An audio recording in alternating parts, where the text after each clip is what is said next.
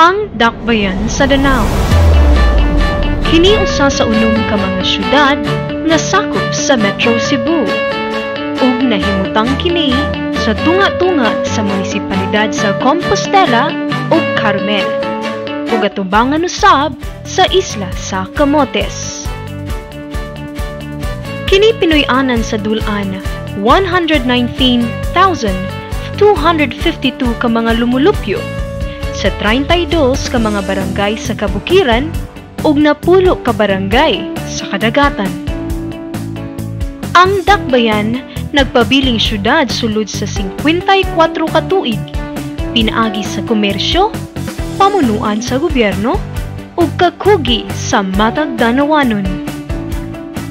Ug niining pinakauwahi nga tulong tuig sa pamunuan sa gobyerno, nisidlak ang Danao pinaagi sa mga programa o serbisyo nga gidisenyo para sa dakbayan.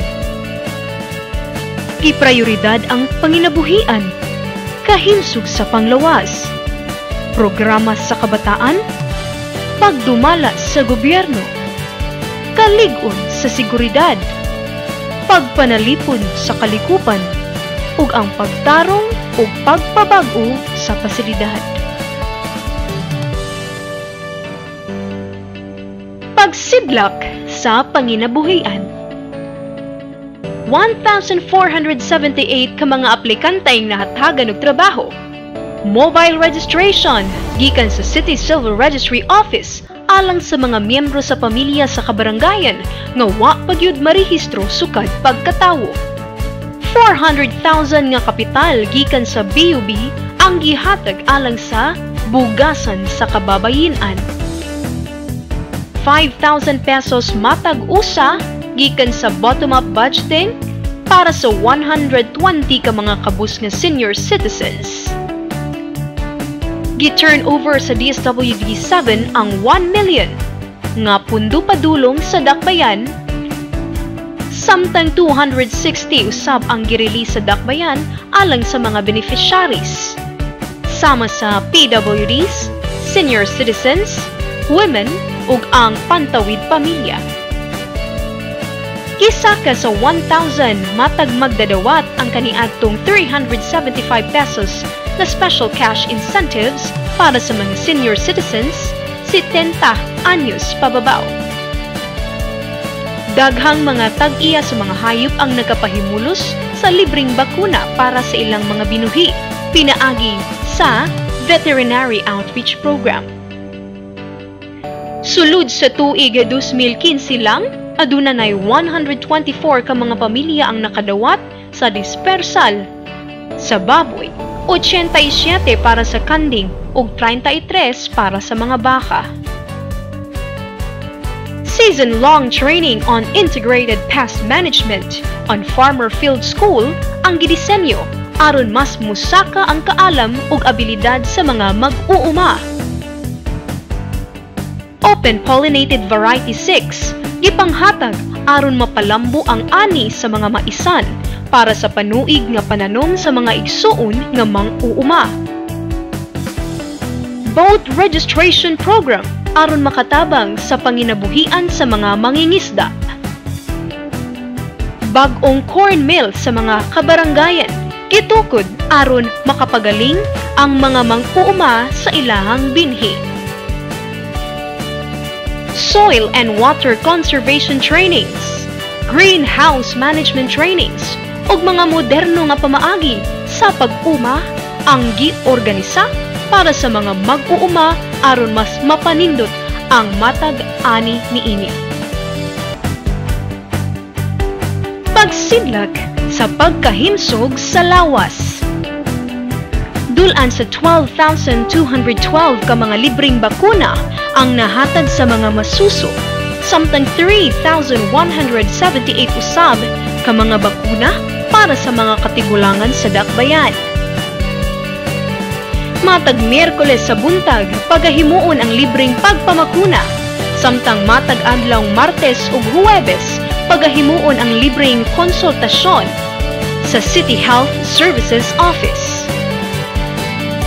Gawas sa mga inspeksyon sa palibot adunay 392 ka mga toilet bowls ang gipanghatag sa sanitation team ngadto sa mga lumulupyo nga wala pay tarong nga lawak para pagawsan sa hugaw sa tao, aron masigurado ang kalimpyo sa palibot.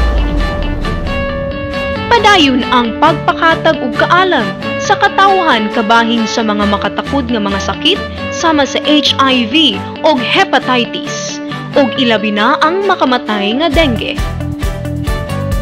Gihingusgan sa City Health Services Office ang kampanya Batok sa Dengue. Mga kaso nga naglangkob sa mga katawhan nga naapektuhan niini niubos. Nabakunahan ang tanang mga tinun-an sa grade 1 hangtod grade 7 ug usa ka tira sa tetanus ug sa measles kon titdas. Kini pinaagi sa expanded program sa immunization sa DOH para sa mga masuso ug sa pakig-alayon sa DepEd Danao. Samtang 42 ka mga barangay health stations usab, apil ang City Health Services Office ang nakahatag og libreng bakuna batok sa titdas.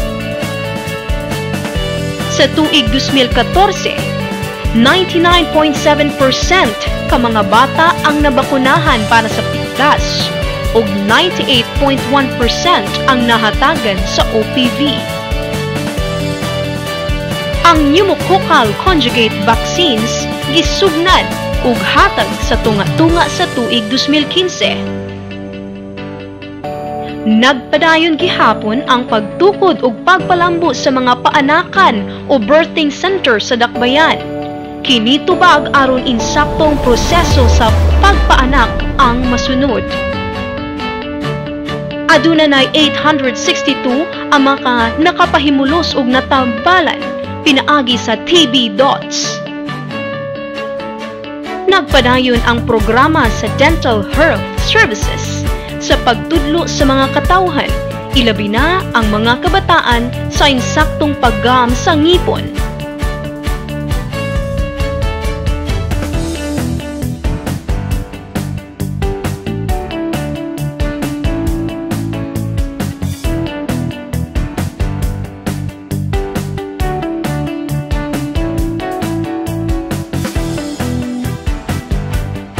Nanghatag og mga toothbrushes ug toothpastes sa mga barangay daycare centers.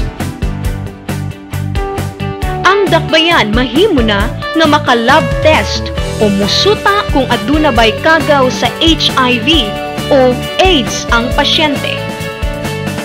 Ang HIV testing confidential nga pagahimuon sa bag-ong natukod nga City Social Hygiene Clinic nga ginganlan karon og Get Well Resource Center. Medical Dental Mission matag tuig aron maprotektahan ang panlawas sa komunidad. Dulan sa 7,412 ka mga tawo ang nakapahimulos niini. Medical and Surgical Mission 2016 sa pikig-alayon sa Far Eastern University Alumni Association of Southern California o Philippine Medical Association of Southern California Executive Council. Nakahatag og libreng serbisyo sa 1,661 ka mga pasyente nga nagpakonsulta ug 135 ka mga libreng operasyon. Mga tambal na pang-apod-apod sa mga pasyente sa Dakbayan. 93 na ka mga barangay health workers ang gipakatag sa Dakbayan. Pagsidlak sa kabataan. 149 ka mga tinun-an ang nahatagan sa Academic Achievers Award ni atong Hunyo 7, 2015. Diin medals, flags, ug cash ang gihatag sa mga honor students nga usa sa mga garbos sa Dakbayan. Adunay mga eskolar nga nahatagan og oportunidad sa gobyerno nga makaeskwela pinaagi sa City Scholarship Program. Sobra sa 365 ka mga tinun-an sa college ang nahatagan sa educational assistance matag semester sulod sa tuig 2014 o 2015. Kini lakip sa programa sa DSWD o opisina sa 5th District Congressman. Mas gipalambo nga mga programa para sa pagkamaayo o kahanas sa kabataang Danawanon.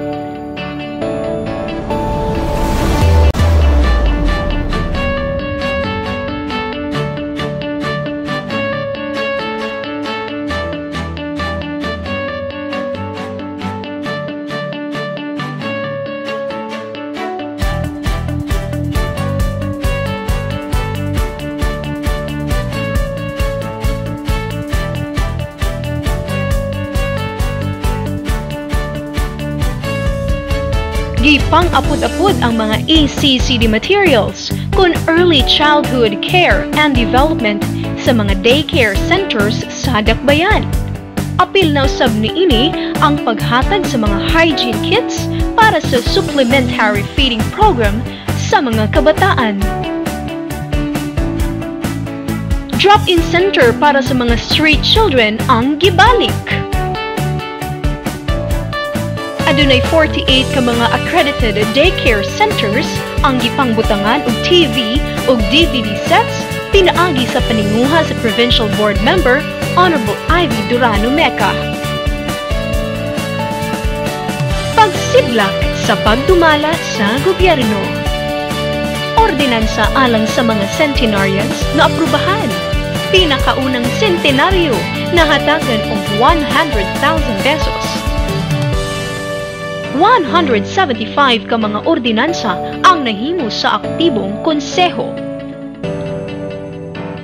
8 ka pamilya ang gitabangan aron mapahimutang ang ilahang pagpuyo pinaagi sa suporta usab sa Princetown, Danao. 402 ka mga empleyado sa gobyerno nga ni serbisyo sobra sa 10 ka tuig ang nahatagan og pasidungog ni adtong Hunyo 5, 2015 sa garbo sa pagpangalagad. Mga ekipo para sa pagpangolekta sa basura, gidugangan. Mga ekipo o pasilidad nga dili na gamiton sa tagsa-tagsang opisyena sa gobyerno, mahimong ibaligya isip scrap, gipatuman. Anti-Red Tape Act, gipatuman usab aron masiguro nga sakto ang pagpanagserbisyo. Gihatagan og taas na marka ang Danao City Government gikan sa Commission on Audit tungod sa pagsunod niini sa Government Auditing Code of the Philippines. Nagpamatuod kini nga minatarong pagkapresenta ang records o gisiguro nga maayo paggamit ang pondo o kabtangan sa gobyerno. Sa ikaduha nga higayon, napasidunggan ang Dakbayan sa Danao isip child-friendly city. Apil ang Dakbayan isip usa ka pinili sa Seal of Local Governments tungod sa nakabot niini nga Seal of Good Financial Housekeeping sa tuig 2013 o 2014. Lakip sa maong pasidungog mao ang pag-ila sa maayong disaster preparedness, peace and order, ug ang environmental management. Pagsidlak sa kalig-on sa seguridad. Natukod ang City Anti-Drug Abuse Council kun kadak nga usa ka konseho nga batok sa iligal nga droga. Ang partisipasyon sa badak gikan sa 42 ka mga barangay, inapilan sa mga tinun-an, mga magtutudlo og suporta gikan sa mga ginikanan ang nakaingon sa kalampusan sa Dakbayan isip Best Kadak og Top Performing Police Station sa Just Say No program sa Sipadak. Surprise drug test para sa mga empleyado sa gobyerno, gihimo. Pagpalig-on sa kapulisan, pinaagi sa padayon nga mga lecture sa Drug Control Prevention and Control. Aktibong pagpahibaw sa katawhan o kabataan, kabahin sa mga lakang sa pagsugpo sa krimen, pag-alagad sa mga aktibidad sa komunidad. Ang pagpalig-on sa partisipasyon sa kabarangayan sa pagpanalipod sa gisakupan panahon sa krimen o sa kalamidad. Padayon nga mga pagpakabana aron aktibong kasayranan sa mga kabatan-unan, kabahin sa makadaot og iligal nga drogas. Kampanya batok sa open muffler gipalig-on.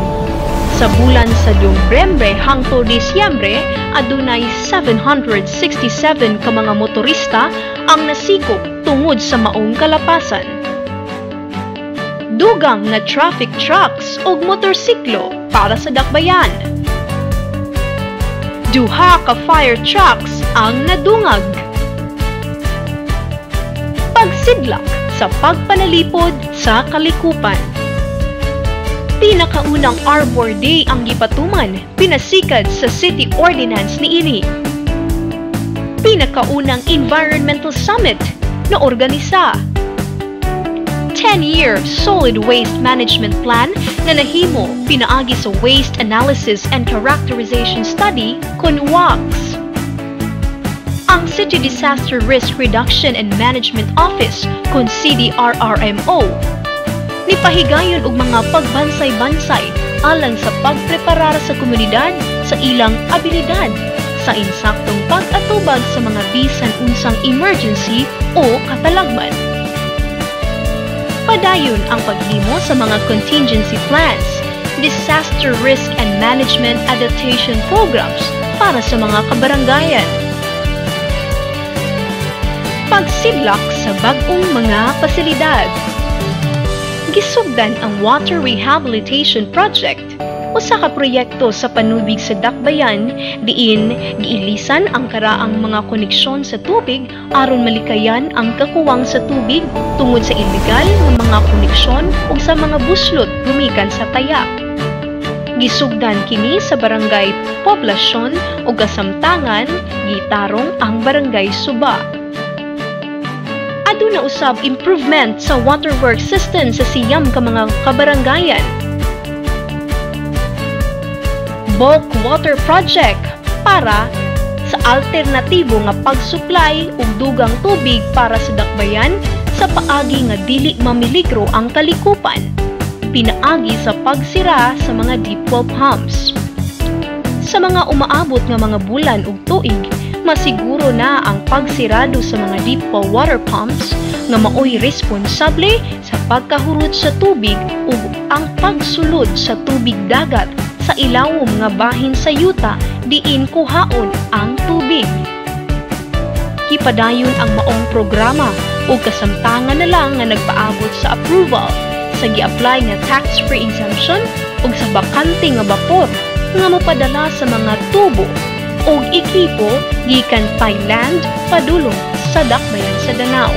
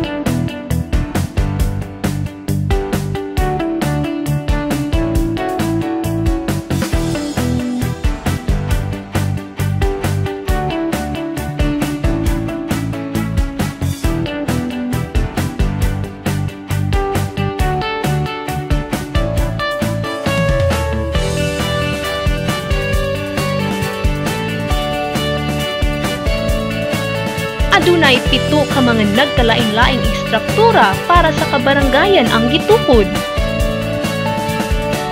Sobra sa 29 ka mga kadalanan ang nakonkreto nga inabagan sa Danao City Government 5th District of Cebu o Cebu Provincial Government.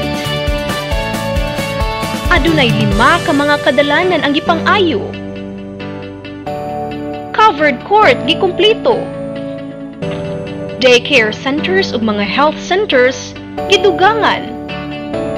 Gagmayng taytayan gibutang para sa seguridad. Drainage system gi-construct. Dugang classrooms para sa kabataan. Ug uban pang pasilidad aron mapahimuslan alang sa kaayuhan sa katawhan.